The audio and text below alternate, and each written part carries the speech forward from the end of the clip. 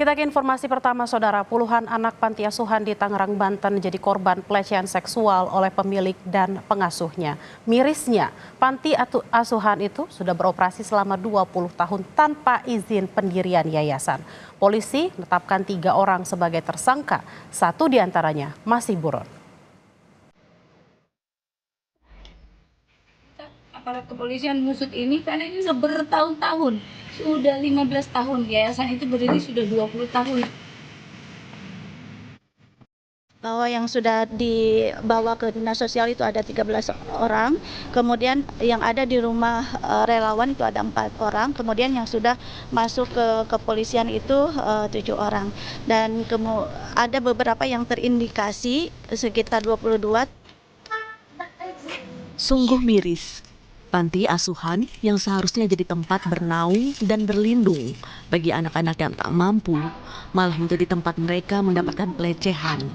Yang lebih kejinya lagi, pelaku pelecehan adalah pemilik dan pengasuh panti asuhan. Potret pilu ini menimpa anak-anak di sebuah panti asuhan di kota Tangerang, Banten. Tak sampai di situ, jumlah korbannya bahkan tidak sedikit. KPAI mendata total korban hingga saat ini sekitar 30 orang. 13 orang kini berada dalam pendampingan di dinas sosial. 4 orang berada di rumah relawan dan ada 7 korban yang datanya sudah masuk dalam laporan polisi. KPAI juga menduga masih ada 22 orang lagi yang terindikasi menjadi korban pelecehan.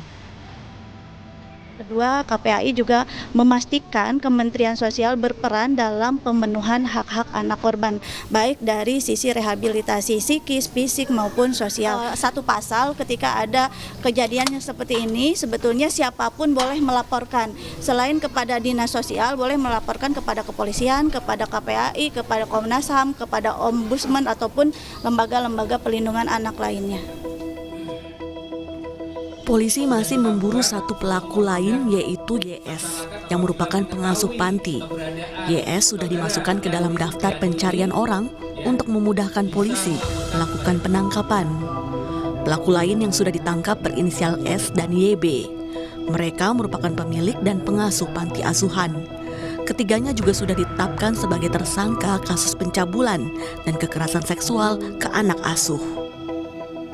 Sehingga setelah kita lakukan pemeriksaan, kita lakukan penangkapan dan penahanan terhadap Saudara Sudirman dan Saudara Yusuf Bahtiar.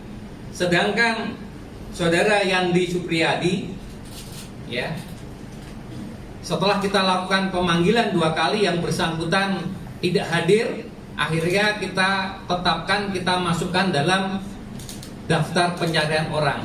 Dan saat ini kita sudah sebarkan untuk surat permohonan pencarian Saudara Yandi Supriyadi sebagai daftar pencarian orang. Dan ini salah satu foto yang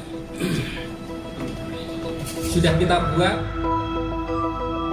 Setelah kasus ini jadi sorotan, terkuak pula fakta bahwa ternyata panti asuhan yang sudah berdiri kurang lebih 20 tahun itu tidak memiliki izin operasi pendirian yayasan. Menteri Sosial Saifullah Yusuf yang mendatangi lokasi kejadian berjanji akan menambah syarat pendirian panti asuhan, diantaranya izin dari warga.